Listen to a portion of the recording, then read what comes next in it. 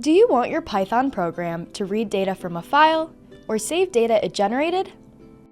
Reading the data lets your program use information that already exists outside the program. And saving data lets you store information that persists even after the program closes. To see how reading a file works in Python, let's say we have a shopping list and we want to write a program that uses it. To represent that list, let's create a new text file called shoppinglist.txt. Inside this file, we'll add our 3 items, 1 per line, milk, eggs, and bread, and save it using a keyboard shortcut. Now that our text file is ready, let's create a Python notebook called filehandling.ipynb to read it. Reading text from a file involves 3 main steps. First, we open the file using Python's built-in open function. The open function takes 2 arguments.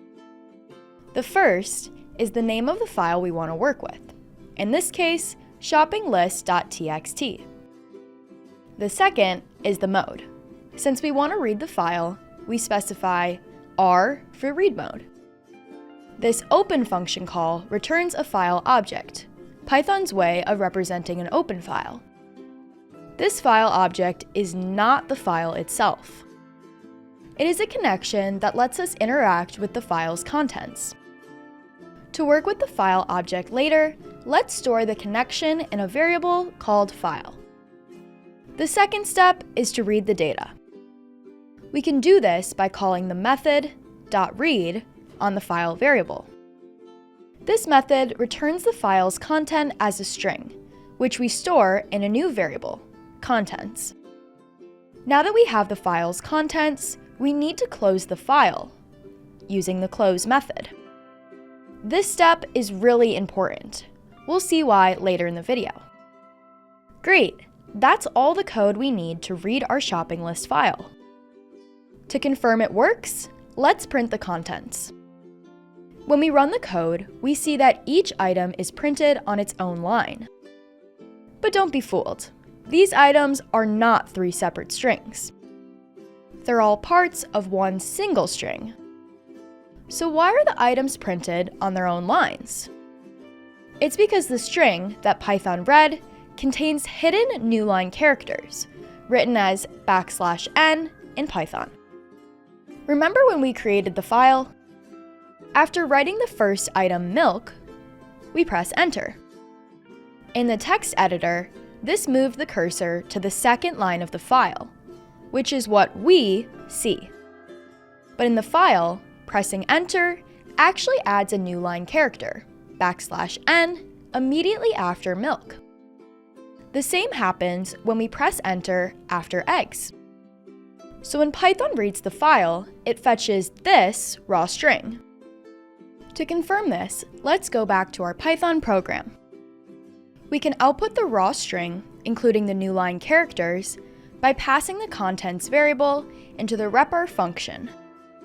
This function returns the raw representation of the string passed in as an argument. Running the program, we can see the same raw string with the new line characters. Okay, our program works fine, but it's not very exciting. We could view the file by simply opening it directly. The real power of reading the file into our program is that we can use Python to manipulate the data. For example, we may want to sort our shopping list alphabetically, so we can quickly check off items at the store. Before we can sort the items, we need to break the single string into a list of individual items. To do this, we can use the split method with the new line character as the input. This splits the string at each new line character and returns each piece as a separate item in a list. We'll save that list into a variable called items. Now we can sort the items alphabetically using the sort method. Finally, if we want to print the sorted items with some list-like formatting, we can loop through the sorted list and print each one with a leading dash. Running the code, we see our list is neatly sorted. Great! So far, we've been reading from the shopping list file we created by hand. But we don't need to write data to files ourselves. Python can do that for us. Writing to a file follows the same pattern we just learned for reading. To see how this works, let's write some code to replicate the shopping list file we created by hand earlier. In this cell, we'll store the items to write in a string separated by new line characters. That way, each item will appear on its own line in the file. Now that we have our text, we can write it to a file.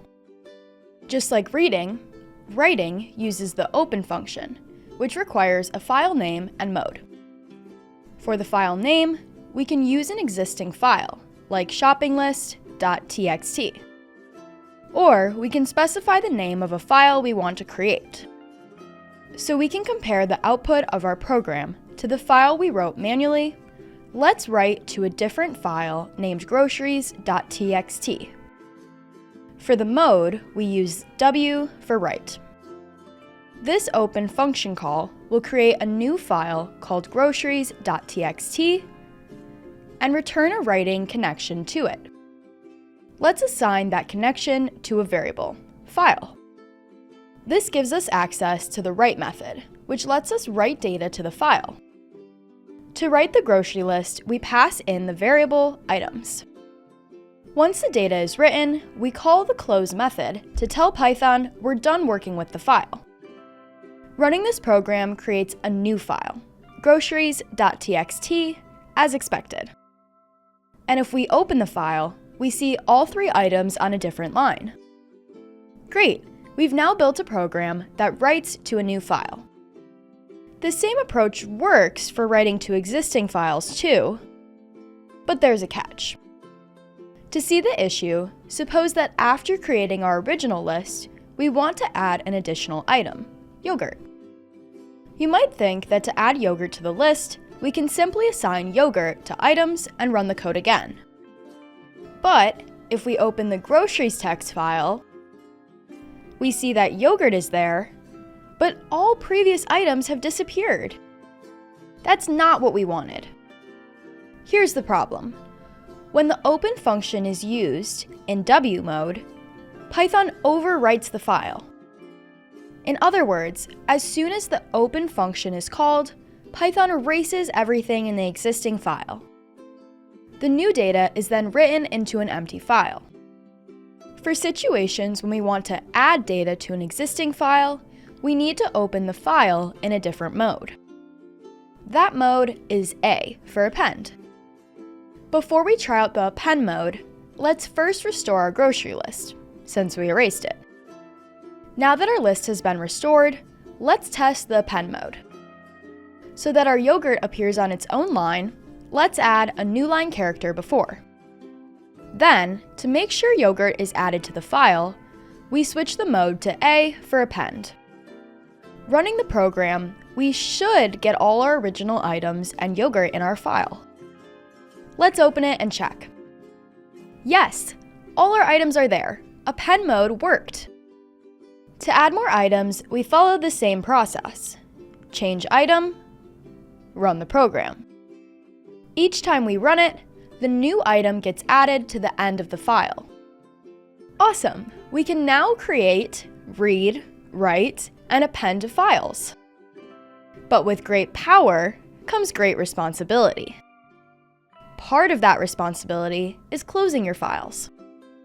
To see why it matters, let's discuss what happens behind the scenes during write operations. When we write to a file, Python doesn't save the data to the file right away. Instead, it temporarily holds the data in a memory buffer. Why? Because writing to files takes time, and a small write takes almost as long as a big one. To speed things up, Python collects several writes in memory and batches them together. When the buffer is full, or when you call close, Python writes everything to the file at once. But if there have not been enough changes to make a full batch, and close is not called by the end of the program, the data in the buffer could be lost. Not closing files also causes problems when you're reading. If we keep opening files and never close them, we're taking up resources on our computer that we aren't using anymore. That's wasteful. So, closing files is important, but it's also easy to forget. To help us manage resources like file connections, Python gives us context managers. We create a context manager using the with keyword. After this keyword, we open a connection to our file, just like before. To assign this connection to a variable, we follow it with asFile and end with a colon. This syntax works like a regular variable assignment. Once this line is executed, the variable file contains the connection to the file. Inside the with block, we write any code that interacts with our file. In this case, writing the item. And that's it! The advantage of using context managers is that we don't need to call close. When Python exits this block, it automatically closes the files for us. Let's test that this works by running our code and checking the groceries.txt file. Great! Our new item, bananas, is on the list. This is just a simple use case of context managers, but there's more to learn. If you're interested, check out our context managers video linked in the description. Now we can safely read and write files. But notice, our files ended up in the same folder as our script. We never told Python to put them there, so why did it? The answer is in the file name we pass to the open function. When we write groceries.txt, we're not only specifying a file name, we're also specifying where that file will be created. By default, that location is the same folder as the Python file you're running. But we can override this. Suppose we want to save our original grocery items to the desktop folder instead. To do this, we can open File Explorer on Windows or Finder on Mac, navigate to the folder where we want to save the file, and copy the file path. Then in our program, we paste the folder path before the file name. Note that, if you're working on Windows, you must write an R before the file location. If you're working on a Mac, it's not necessary. If you want to understand more about this syntax, we have a video on R strings, linked in the description. Running the code and opening the desktop folder, we see that groceries.txt now appears on the desktop. And if we open it, everything's there. Same grocery list. In our code, the address we used is called an absolute file path. Absolute paths let us work with files located anywhere on our computer, not just in our project folder. But absolute paths have a downside. If someone else runs this code, it will break, because that exact address won't exist on their machine. Thankfully, there are other options. If you want to learn more about this, check out our video on absolute and relative paths, linked in the description. Awesome! If you want to practice what you've learned in this video, check out the example code, linked in the description, of course. We're working on lots more Python explainer videos like this one, so be sure to subscribe so that you don't miss out. If you have any questions or topics that you'd like to learn about, let us know in the comments below. We'd love to hear from you. Thanks for watching!